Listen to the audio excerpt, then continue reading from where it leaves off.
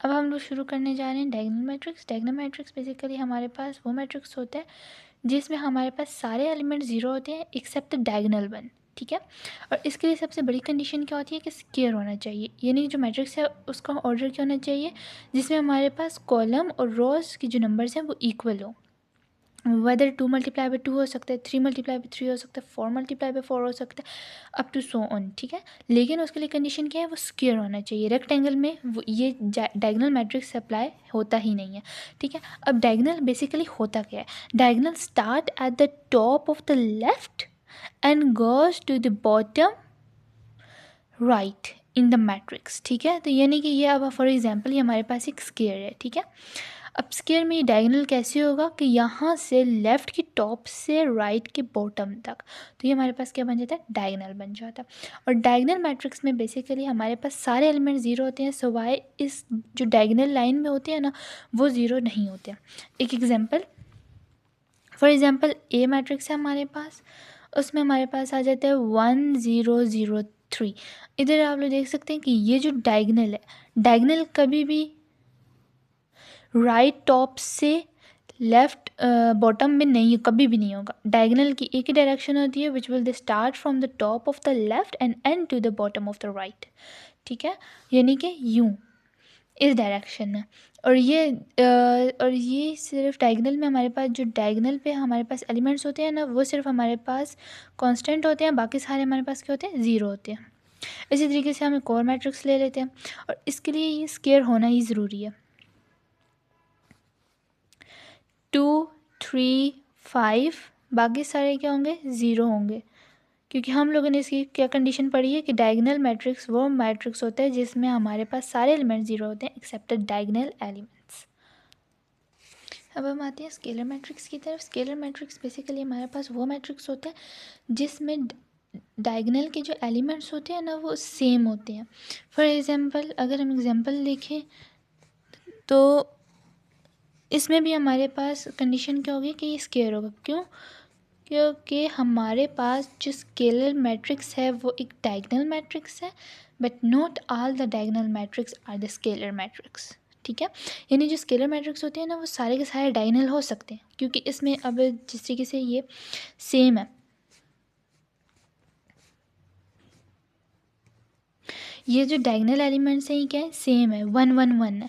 यहाँ पे अगर मैं 1 2 1 लिख लेती ना तो ये हमारे पास स्केलर ना होता बल्कि क्या होता है, डायगोनल मैट्रिक्स होता है। इसलिए हम कह सकते हैं कि जो सारे स्केलर मैट्रिक्स होते हैं ना वो डायगोनल हो सकते हैं, लेकिन सारे डायगोनल जो हैं वो स्केलर नहीं हो सकते, क्योंकि डायगोनल में तो हमारे पास कोई भी एलिमेंट आ सकते हैं, 1 2 3 5 6 8 कुछ भी आ सकता है। लेकिन स्केलर में हमारे पास एक कंडीशन होती है कि एक तो सबसे पहले वो स्केयर हो, यानी कि उसका जो ऑर्डर है वो क्या होना चाहिए, सेम होना चाहिए, यानी कि number of the column is equal to the number of the rose.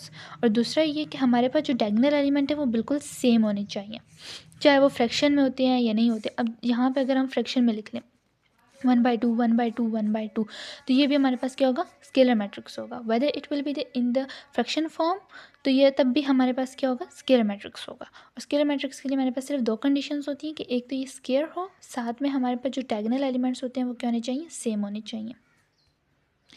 Identity matrix, identity matrix basically हमारे पास इसको यूनिट मैट्रिक्स भी कहते हैं।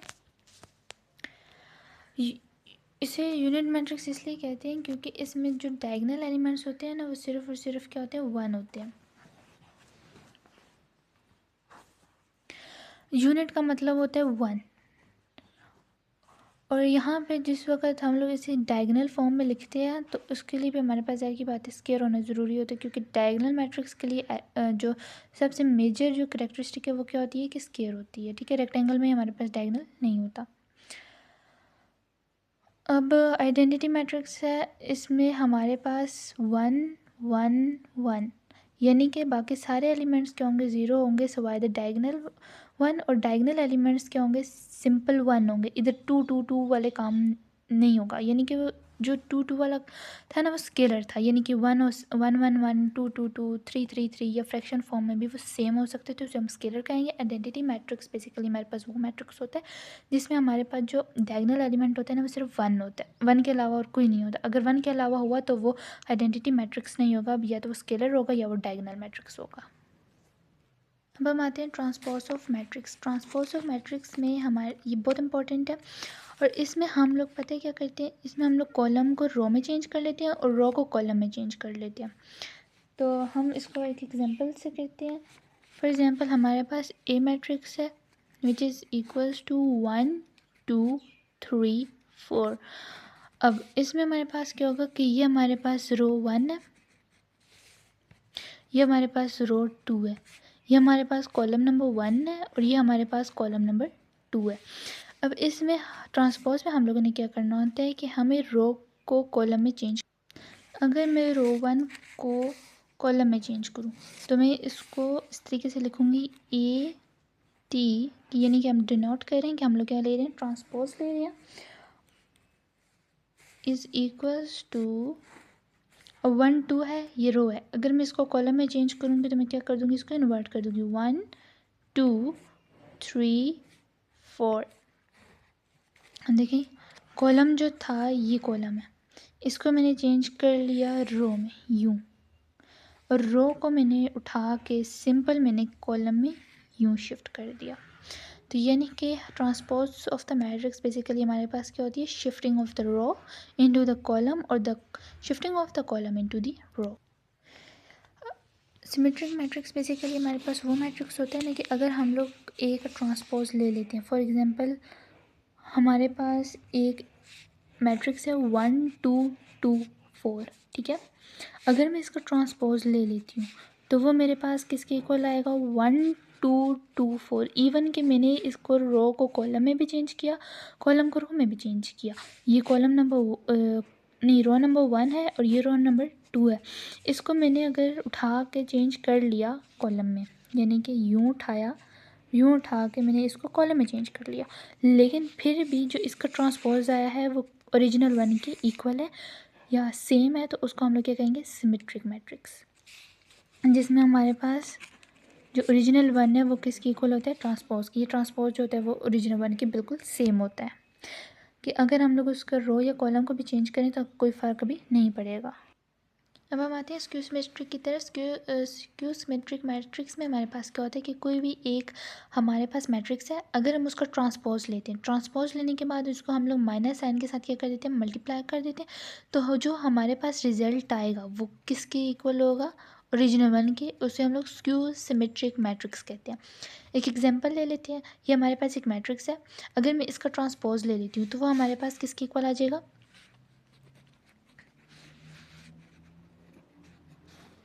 रो इनटू कॉलम, ठीक है।